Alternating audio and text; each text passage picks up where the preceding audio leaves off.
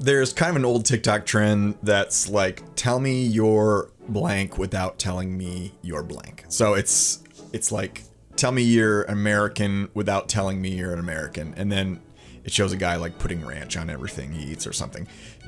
Maybe that's just a Midwest thing. I'm from the Midwest, and ranch is definitely a thing in my life for my whole life. High school, I was getting that chicken tendies with ranch at lunch. And it's got to be that sort of liquidy cafeteria ranch, the Hidden Valley's thicker kind. It's just not the same. It's got to be Gordon Food Service cafeteria ranch. That's what you get at a lot of pizza places. Anyway, who's really good at this trend is Harvard Business School. They made a video that took us inside a really engaging class discussion. And instead of saying our classes are great, and here's the reasons why, they said, no, we're not going to tell you. We're going to show you. We're going to tell you without telling you.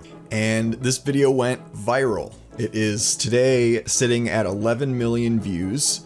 And you might say, okay, well, they just did paid ads up the wazoo to get it up to 11 million views. Well, when you factor in the fact that it has 9,315 comments and 235,000 likes, that's a really good view to engagement ratio, which says this had a lot of organic legs to it. So today we'll be talking about that video with the help of one of the folks that was behind the wheel of its creation, Raffi Der Simonian. Stay tuned. Hey, welcome to the Higher Ed Storytelling University podcast. This is a podcast dedicated to helping higher ed marketers tell better stories, create better content, and enroll more students. My name is John Azzoni. I'm the founder at Unveiled. We're a video production company working specifically with college marketing teams on automating their video storytelling content through a subscription approach, which you can learn more about at unveiled.tv. That's unveiled.tv. If you're listening to this podcast for the first time, go ahead and, I guess the term is follow. I've been saying subscribe this whole time, but on Apple Podcasts, if you go to subscribe, there's not an option. It says follow. So follow this podcast. And also, if you've been listening for a while and haven't left a review, I'd love for you to do that. And another tidbit that I should tell you is that you have to do that through the app on the phone, on your phone. Because if you do that if you try to go to the show page on the desktop, there's no option to leave a review. I don't know what's going on there. Apple, come on. Now, one of your biggest assets as a school, and you know this, is your professors and the engaging conversations they bring to the classroom.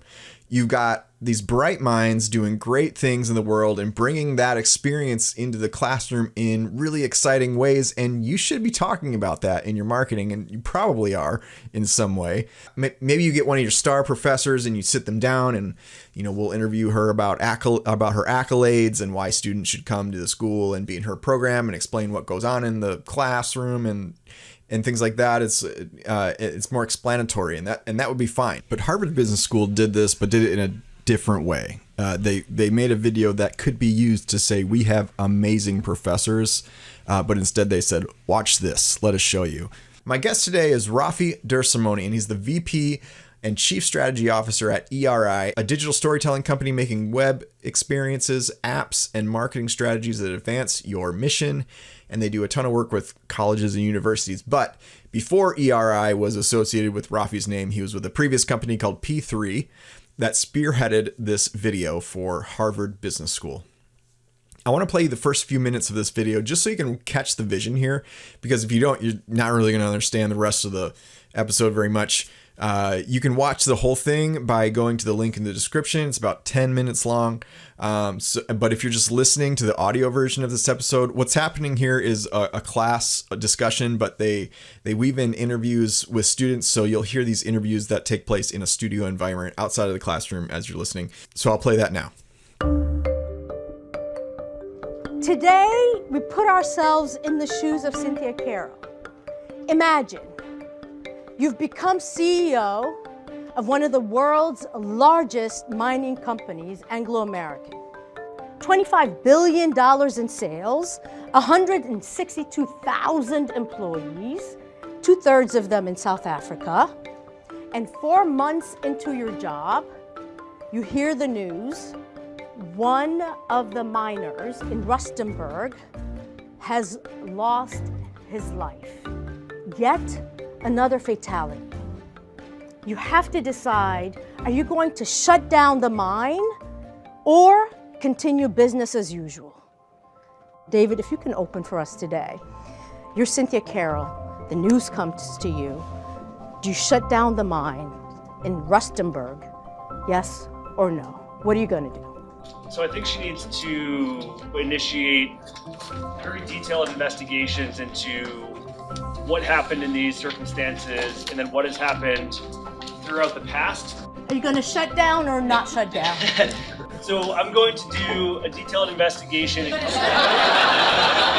when I do have a plan. What are you learning? What are you learning in this investigation? Practices that are not being followed correctly or out of line or could be safer, where there's like issues. People are dying, it's not safe.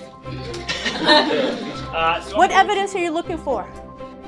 When you get the opportunity to participate, you need to be able to compact the information that you're going to present in a very concise and clear manner. Through participation in class every day, this is something that I am trying to sharpen. Who wants to get in on this? It's dynamic, it's fast-paced, there's a ton of energy. Everyone's really excited to jump in and contribute. I learn a lot from my peers as much as I learn from the faculty, if not more. The professor kind of facilitates. It's like an orchestra. They kind of direct the music, but they're not necessarily playing it. I think we need to shut it down. Minor deaths are accepted as just a part of the process of mining. Shutting down the operation would signal a very strong mentality shift that deaths aren't going to be tolerated. That's called a bold stroke, by the way. What Grant is talking about, what Izosa is talking about, what Robert is talking about is a bold stroke, which means from this day forward, something has shifted. But those of you who disagree, say what? Those of you who disagree, say what, Will? I think we do much more if we improve the culture around safety in the entire organization. There's some truth that we're trying to work toward. The debates become more and more fun because that's when you get to uncover views that you hadn't thought of, and when you get to push your own thinking and hopefully make your own thinking much, much better. If you allow your perspective to be constructively challenged by other people, then it is just fascinating how your position and your perspective can shift. Those of you who want to shut down, how do you respond to this? Layla. We shut down the plant because we had safety issues, and we made a stand, and we started making a safety culture, like we had a safety. The fact that we can have difficult, uncomfortable conversations, we can talk about race, we can talk about politics, and still be friends at the end of the day. And to have people who are not from a specific group, but still have sympathy and empathy is pretty unique. Beyond cultural and beyond structural, we also talk about just the people of the organization. The overseers are generally white and the workers are generally black. The language which they communicate is called Finagala, and it's largely a command and control language. So you're saying some structural, you're saying some linguistic communication barriers, you're saying some organization cultural issues around the entire organization. John here. And then I want to skip to the end here so you can know how this resolves. 30 years ago, Cynthia Carroll, 30 years ago, was actually in your seats, in these exact same seats. And because of her, thousands and thousands of miners in the world are paid better, are much safer, and are leading better lives with much more dignity. One day, not only that could be you, I know that one day it will be you. Okay, so that's that. So Raffi Der Simonian, my guest today, directed the production of this video, as I mentioned, through the company he was at the time called P3, and let me stop talking so you can hear from him. So here's my conversation with Raffi. Raffi, thanks for being here. It's my absolute pleasure, John. Great to be here with you today as well. So tell me a little bit about who you are and what you do. Sure. So I serve as Principal Chief Strategy Officer of ERI. We are a digital strategy firm that specializes in helping institutions tell their story, specifically by way of strategy, creativity, and technology. My background is in marketing communications of the arts. I've had the fortune of getting some good experience in higher education, working on the administrative side of the house. My first position was for a small liberal arts school in New England, serving as their head of the annual fund and alumni affairs. My career took me back home to my home state of Maine, where I had the privilege of serving as Maine College of Art and Design's inaugural Director of Marketing Communications in the annual fund. So, got a chance to lead their external communications. One of the common threads throughout my career, and this is kind of what leads us here today, is that I've had the pleasure of getting to know the emotive power of visual storytelling and how it can help move the dial forward for any institution that's trying to engender support, gain visibility, advance a mission. Basically about 5 years ago, I made the leap to full-time consulting, and about less than a year ago now, merged with ERI, a Massachusetts-based firm. Today, we work with dozens of leading institutions around the country, helping to tell their story and helping them to determine what sets them apart, what makes them unique from other institutions, and trying to help align how that's communicated through their external facing channels, most importantly, their website. And obviously, video is a huge part of this. Sure. So it's so good to be with you today to chat with you about this a bit. Yeah, tell me, how was it marketing in art school? I'm curious about that. Well, that's a great question. I would say as director of marketing, one of the coolest things about that opportunity was working with so many brilliantly talented creatives.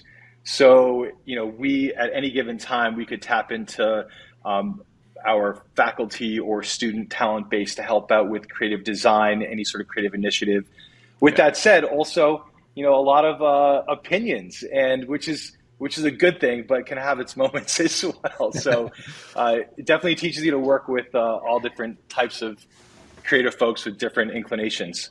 Yeah, I still have the holes in my ears from my plugs when I was in art school.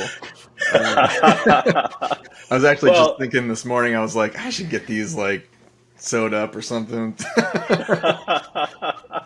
Well, John, I think that's one of the things that when I first was introduced to your podcast that stood out to me, the fact that you are an art school alum yourself and also an accomplished painter, which I thought was really cool.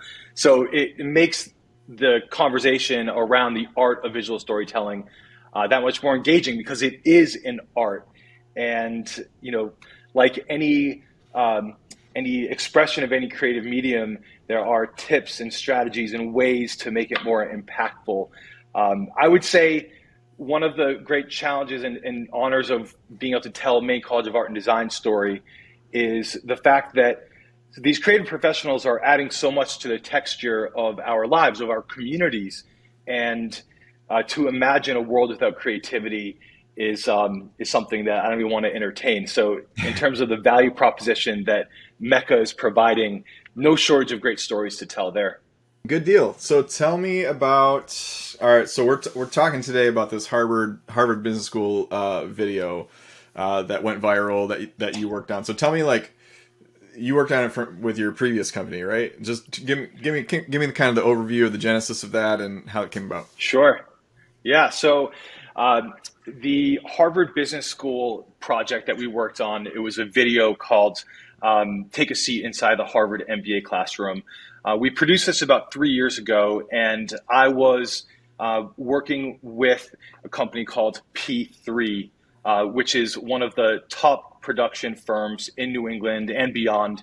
We still do work together, in fact, and they are some amazing collaborators.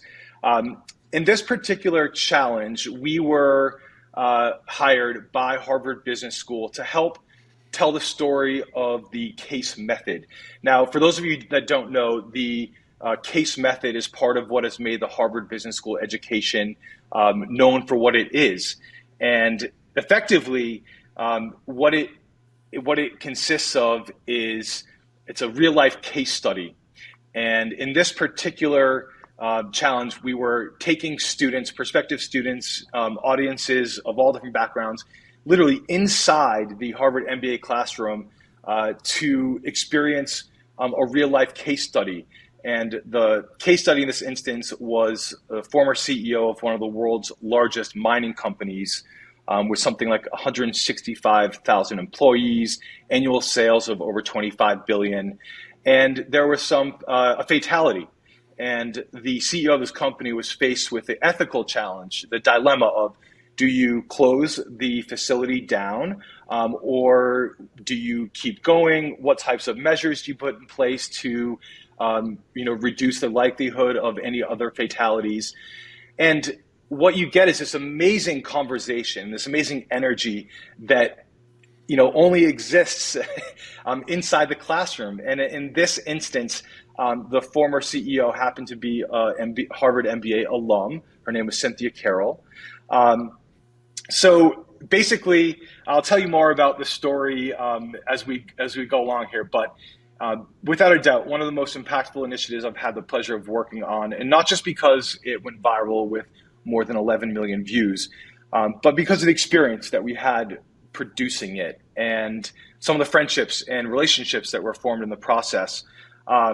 Like I mentioned, being able to collaborate with P3 was so much fun. And when I say top notch, I mean best in industry. We had such a blast putting this together. Also, on the Harvard Business School side, they had a fantastic team. In fact, the person that was driving the initiative, a woman by the name of Mary Knox Miller, an accomplished visual storyteller herself, in fact, she really ran point guard with the pre-production, the vision, kind of laying the table of what the video needed to accomplish. She also did the post-production. So we were really hired as the muscle to come in and collaborate, serve as an extension of her team, to really tell the story in an immersive way. I should mention that Mary Knox Miller and I have actually collaborated on some other projects since then. So this is one of the themes that I want to touch on today with you, is the power of collaboration. But basically, the end result is a 10-minute short that features live footage from the classroom. It was a 6-camera shoot. We had four folks filming inside, plus a Gorilla Cam setup. And then we augmented it with interviews in the studio after. And basically, our challenge was to collect as much dynamic footage as possible that Mary Knox Miller could then take and weave together to tell this narrative and to give an authentic, rare glimpse into what it's like inside the Harvard MBA classroom. Cool. I love that. And I thought, when you sent it to me, it was 10 minutes, but it didn't feel like that, because it really felt like it got me, it kind of made me think, it's so the classroom was pretty divided in terms of who would keep operations going and who would shut them down. And at first I was kind of like, I'd probably shut them down. Then I was like, well, no, I'd probably keep going. Then I was like, I just kept flip-flopping.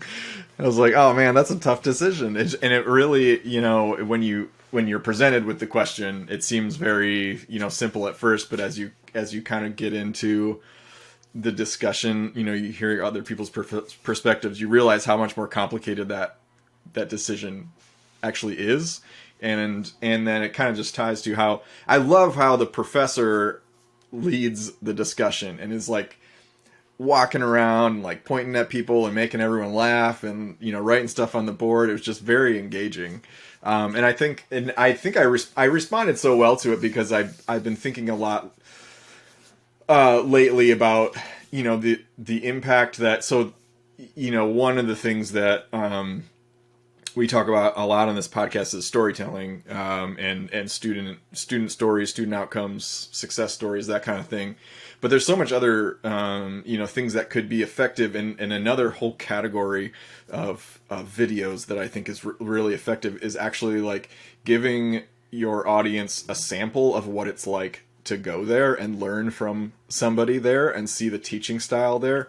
And I don't see that enough, because I feel like it's just super powerful when you can kind of be like, you can experience it, think along with the class, and then just kind of leave feeling like, I want to learn from class or that professor, like I want to do more of that? Did you expect it to go viral? Yeah, good question. I think the short answer is absolutely not. But it had all of the markings of a great story in the sense that I think anyone can relate to the vulnerability of sharing your positioning in front of a group of classmates or colleagues.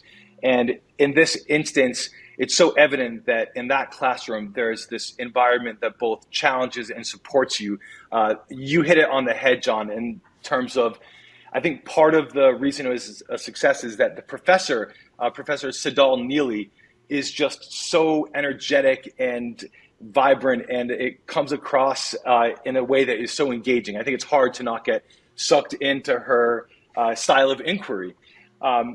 Also, I think one of the reasons why it's successful is that I think we can all relate to the fact that our opinions, our bearings are formed through conversation and through other people's perspectives. And one of the cool things about the interviews that happen outside of the classroom is that all these students are they're speaking to a very similar point, which is that being in an environment where it's safe and you're allowed to have differing points of view and debate respectfully is a great way to learn.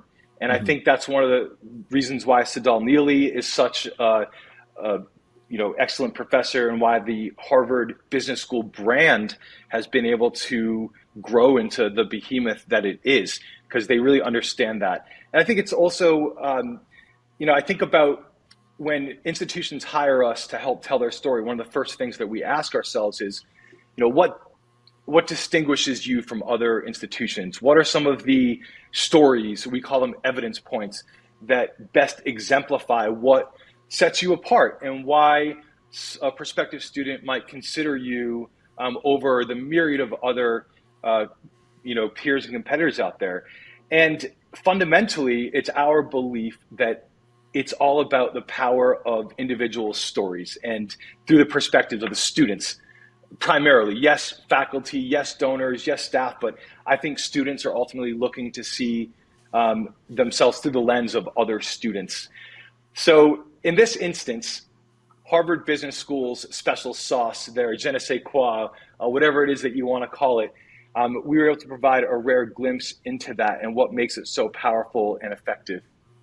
Yeah, so I think it's interesting to me that, when we talk about differentiating a school, there's only so many qualifiers or like identifiers that to go around. It's a college is a college. It's kind of, there's classes, there's students that go to those classes, there's professors that teach the classes. There's different programs and different things, but like there's thousands and thousands of colleges that all can't be so distinctly different from each other. It really comes down to, like, for me, I feel like what differentiates a school is the stories that it tells and the things that it says about itself, and the ways that it shows that, not just says that about themselves, but the way that it shows that. So if you're going to say we have world-class professors, but you're not marketing that wisdom and that knowledge in any way, I think there's a disconnect there, because all you've done is said we have world-class professors. But like the schools that I've seen that give kind of like this sampling of their schools, I've mentioned in the previous, and maybe it was when you and I were talking on the phone a while ago, but Hillsdale College, they have a series of free online courses, and I watched like half of one part of the course, and I was like, oh my gosh, I want to go to this school. This is cool. And it's like, absolutely. And it was like, you are left with the impression that the professors and the educational experience is world-class in a way that someone just says that, you're just like, okay, whatever. Everyone says that. Of course, no one's out there being like, yeah, we're okay. Like, yeah, absolutely. And then the stories that, like, I feel like the stories, the student and, alumni stories, success stories that you tell about yourself, like nobody else can claim those same stories, and so those are the things that resonate with people. And those are always going to be somewhat different. The feeling about the institution might be the same. It might still be like, I loved it. I love the small class sizes or whatever. But if you tell a story around something that amplifies the reason that the small class sizes affected somebody, it's just so much more powerful. And then no other school is claiming that story. That's just that one student's perspective. Yeah, absolutely.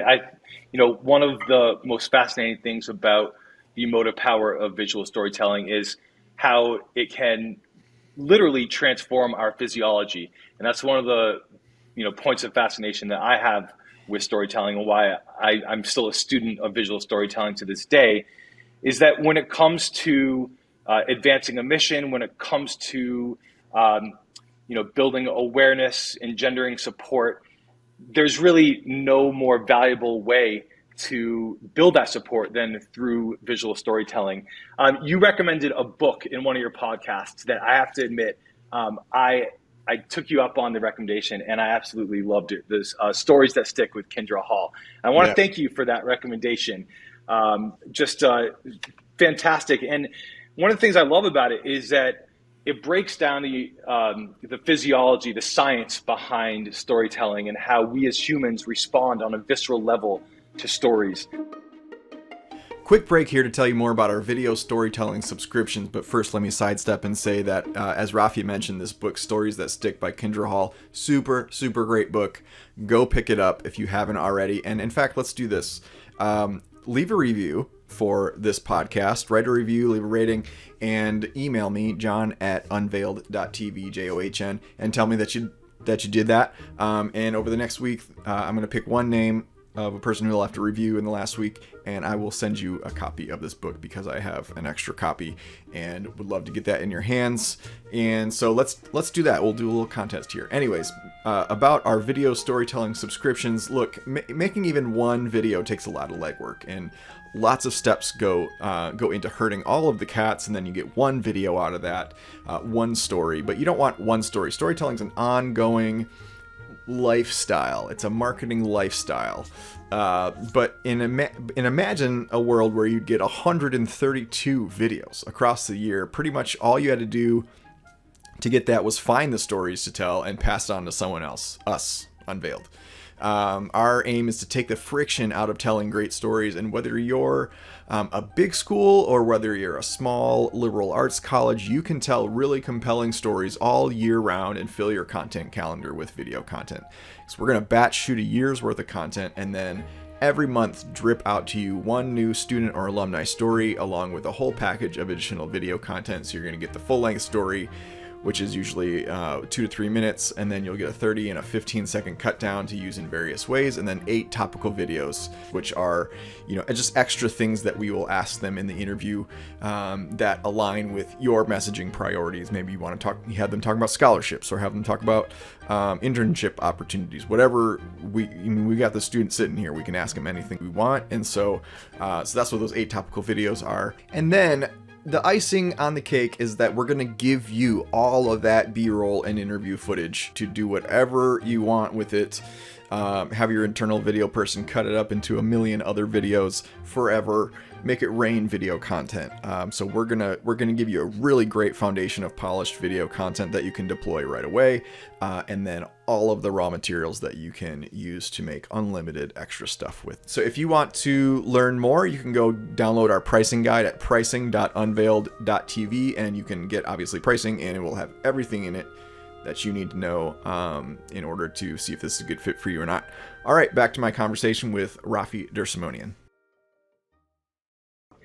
Taking it back to the Harvard Business School video that we're talking about, I remember when I saw the first edit, as someone that was there throughout the entire process, that saw all of the interviews, the several days of interviews, and then seeing this final beautiful product, there's no way that you could not feel this sense of emotional impact. Mm-hmm. And several times throughout the video, you feel the humor, you feel the tension, you feel the intensity of what it's like to be in that classroom.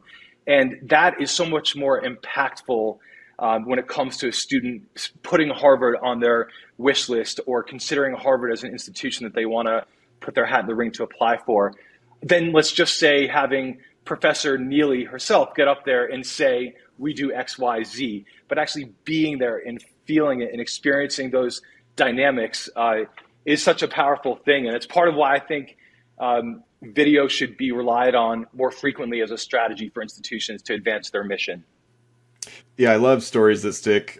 I've read a lot of storytelling books, and a lot of them are kind of like, like a lot of them kind of overlap in like the science of storytelling, the things that the kind of concepts and theories that they talk about, and what makes a good story and this and that. But I was the first book that I found that was like really practical to just the everyday marketer that wants to move people to action. And just how our I think there's a certain level of cynicism that Kendra and I share about like the state of marketing, where there was one part of the book where she was saying like, oh, she read, it was like a water bottle or something that was like, here's our story, and then she like read it and she's like, this is not a story, this is just a grocery list of information. Like, let's stop using story, the word story in that way. This is what an actual story is, and this is why it matters, because an actual story is going to, transport the viewer and blah blah blah. But she has a way of just bringing it down to earth in like a really practical level. One of the things I liked about the Harvard Business School video is that it's just so simple. When organizations think about creating a video, they think it has to be complicated. It has to be really, cinematic and like lights everywhere and and stuff like that. And that's just not the case. I mean, I think in a lot of cases, kind of like just a very simple approach to video is actually more effective. I feel like if you were to kind of take that and make it, obviously the production value was very good. It looked, and especially cut to the interviews and stuff, is like very well lit and everything. But like the classroom B-roll, it's just kind of like you're there, and it's not like like trying to be anything more than it is. And I think that's I just love the simplicity about it. What do you think struck a chord, with people? Yeah, I think there's a couple of things. One is, I think there's this mystique around the Harvard Business School brand, right? And I think it's safe to say Harvard is probably one of the most, if not the most well-known institution around the world. So having that kind of the ability to see what it's like inside that classroom, where there's something very special going on, it's the best and brightest minds convened. I also think the notion of the Sadal Neely, Professor Neely, just her magnetic energy and a clear passion and ability for what she's doing is, to me, that was one of the things that I took away from that experience. Also, I think this notion of learning through hearing other people's perspectives, and I think this is one of the things that holds the institution of higher education together as a whole, is that through these classroom settings, you get to hear other people's perspectives that might be looking at a controversial issue through a whole different set of criteria and a whole different lens. So I think all these kind of variables combined. The other thing, I would be remiss, John, if I didn't mention the pre-planning that went into this. A significant amount of logistics and, obviously so many details and nuances to contending with, because ultimately, we didn't want to be too disruptive to impede on the energy that's going on in the classroom. We also wanted to make sure that we were capturing it from as many angles as possible. So you'll notice, different perspectives inside the actual classroom. Mm-hmm. Obviously, in the interview setting, there was more flexibility. But I think finally, part of what made the video such a success was the fact that you got to see these students engage in the classroom setting, in real time. And then you got to hear a reflection, a distillation of the experience in more of a controlled interview environment. Yeah. How was it distributed in terms of after it was made? Yeah, good question. And I know that it was, and it probably still is, on the Harvard Business School, prominently featured on their homepage, through their social media. I would imagine also through some of their, direct email outreach. I'm not exactly sure on how they deployed it, but for whatever reason, it did strike a chord with different audiences, and I think it told a story where, regardless of whether or not you are considering Harvard or even looking at schools in general, it told a compelling story that invites the audience in to take part in a dialogue, because the fact that it's a real scenario that, many of these graduates will go on to, in theory, at least be titans of industry and lead different sectors of industry. So it's a real scenario that impacts people's lives. So I think that the gravity factor of the topic itself was compelling. Yeah, for sure.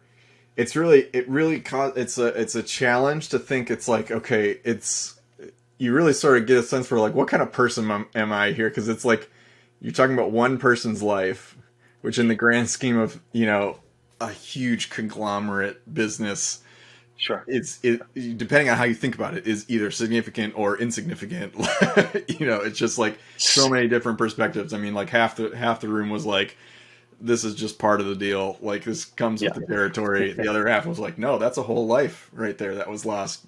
Shut it down. Yeah. So yeah. And I think one of the things Professor Neely does really well is she promotes a position, regardless of what it is. She wants these students to take a position. And I think in that, students are also encouraged to establish rationale for their positioning. So, I think doing this in the classroom setting is something really powerful unfolds. And you can really sense it by seeing some of these interviews and by seeing some of the footage of what unfolds inside that classroom. Yeah, I liked the guy. I kind of identified with the guy that she was kind of poking fun at, like, who was like, well, I would have to kind of research a little bit and look at the analytics of what happened and what processes were and weren't followed. And she's like, okay, but would you shut it down or not? Right, exactly. It's reminiscent of, it's like political speak, right? Like, but at the end of the day, somebody needs to make a decision in that very difficult moment. And I think having Cynthia Carroll there in the classroom as a voice to participate in the overall discussion also, I think, adds to what makes that such a special experience. Clearly, not every institution, not every liberal arts school is going to be able to, have something as distinctive and frankly marketable as the case method. But this goes back to an earlier thread in our conversation, which is that there are still stories to be told within the classroom, even if it's not, something that's so distinctive as this particular teaching method. Mm-hmm. So I think that's, our job as storytellers, as higher ed marketing, communications, advancement administrators, is to help identify what these stories are and to tell them in the most authentic way possible. In this particular video, you should have seen the production studio. John, as a video producer yourself, it's amazing, literally nothing short of awe-inspiring, the quality of this studio. With that said, even, you hit on something, which is that the classroom footage, there wasn't a highly produced feel. It was very much like what you'd expect if you were inside the classroom. So I think it's getting that real, authentic edge and tone and voice. I think that's what people respond to as viewers and audiences. Yeah, and I think going back to what you said about having Cynthia Carroll, that was her name? Yeah, having Cynthia there in the classroom. And I think even if you're a small liberal arts school or something, smaller school, you don't have the resources behind you that Harvard does. But you probably have somebody that graduated that did something cool and maybe could turn around and say like, well, here's a problem that I experienced along the way that's going to be relevant to your class. So let's come unpack this. I mean, I think you can model that whole approach. Every school's got somebody that is doing something cool, you know, and can come and kind of make this sort of case, you know, whatever you call it, this case method, you know, teaching approach out of that. Yeah. That's one of the reasons why I think doing this in the field of higher education is so interesting, because these are stories of transformation. These are stories of people transcending different parts of themselves and really, you know, pursuing opportunity. And I think those stories are just so compelling, and they feel good to tell. They feel good to hear, and it underscores the reason why education is the most important tool to change the world. I have that belief. And I think that even simple individual stories of people transcending a situation or navigating a challenge, or, you know, bettering themselves to improve their situation, their family situation, there's something so deeply powerful about that. And it creates for just some really compelling storytelling fodder that you don't have to dig too deep to find these stories, I think. Yeah. So thinking about the marketing team, marketing person that from a school that might be listening to this, what are some takeaways that you would suggest? What can schools learn from the contents of this video? Sure. Well, I think one of the first things is the choosing the right stories to tell. I think clearly for, you know, Harvard, for the MBA program, you know, taking students inside this classroom, it does a great job of explaining something that sets them apart. So I think asking yourself, what is it that sets my institution apart? What are some of the key evidence points that delineates us? What are some of the key examples of students, faculty, alumni that are living our mission, our core values to some extent? Also, I want the power of collaboration, and this is a theme that we touched on earlier, but I think in this particular instance, I mean, let's face it, Harvard has all the resources to do this, but they brought us in to create something greater than the sum of the parts that they would have been able to do just with their existing staffing structure. So we got to work as an extension of their team to provide some extra production muscle. And the end result, I think, demonstrates that if done effectively, you know, the results of collaboration far exceed that of trying to do everything yourself or in-house. Every school has different staffing dynamics with video, and this is something that we've discussed before, John. And I think there's different models for video companies, video professionals such as ourselves to come in and help. There's, you know, in this instance, Harvard Business School had someone who was so talented at post-production and pre-production. She could have done the whole thing herself. However, realistically, it would have been impossible based on the vision itself. So just, I would say, finding out what that collaboration point is, finding out where the need is, and not being afraid to form those partnerships with the objective of doing something better than we could do on our own. And finally, I'll just say, I think planning. This is something that I feel like you can derive so much more value from your video investment with the proper amount of pre-production planning, communicating with key stakeholders in advance, giving a great deal of thought to each of the variables, the dynamics that are going into the production. I think that matters a lot. Yeah, I don't think there's been a shoot that I've been on where someone didn't make the joke, "Oh, we'll fix it in post," you know, and then, and you know, my crew was always like, "No, fix it in pre, like right. fix it in the pre-production." Yeah, if it's broken in pre-production, it's going to be more broken in post-production. It's only going to get more broken as things go on. But yeah, I love that. I mean, I have so much respect for internal videographers and internal video teams, and they have so much going on. From what I've learned, you know, I've never been an internal videographer at a college before, but the ones that I've I've worked with, kind of partnered with, it's been the pattern of so many departments requesting work from them and not being able to get to it all. There's a lot of day-to-day communications, like video communication stuff that eats up a lot of time in the schedule. But then there's all these bigger projects, bigger campaigns and stuff that even if it's just one person that can't do everything. So it is good. I think that video person should be really involved in the production process with a third party vendor like you guys, because I think you guys did it really well, because likely that person's going to have something to do with the footage later, and can inform or can sort of speak the language at least to the production team in a way that maybe the director of marketing or whatever can't as much. So yeah, that collaboration, I think, between internal and external partners is really important. Yeah, absolutely. I also think it depends on what the objective is with the video itself. If it's a strategic recruitment piece, then maybe it does require more, heavier hand in production, something that looks a little bit more polished and thoughtfully produced.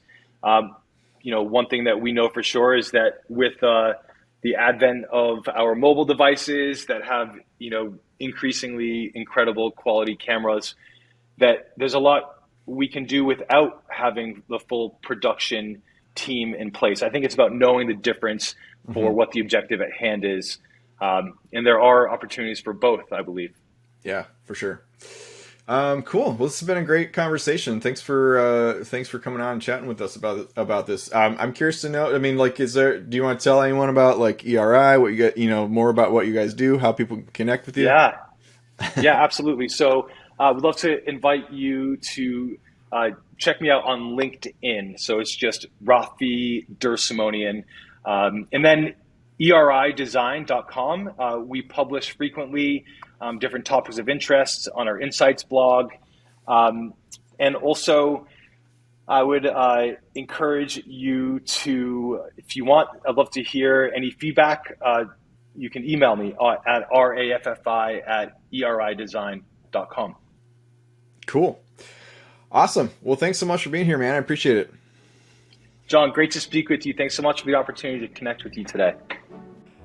Thank you so much for listening. 3 things I want to give you before you go. Number 1, reminder to go to pricing.unveiled.tv if you're interested in our subscriptions and download our pricing guide. Number 2, if you want to take the storytelling you're already doing to the next level, I have a free resource for you. It's a 3-part framework for creating compelling student and alumni testimonials, and you can get it at unveiled.tv/student testimonials. And it doesn't even have to be for video. Put the framework to use in any format in which you tell student outcome stories. Number 3, leave a review for this podcast on the Apple Podcast app because it helps us out a ton. My name is John Azzoni. Go connect with me on LinkedIn. And in the meantime, I'll catch you on the next episode of the Higher Ed Storytelling University podcast. Thanks.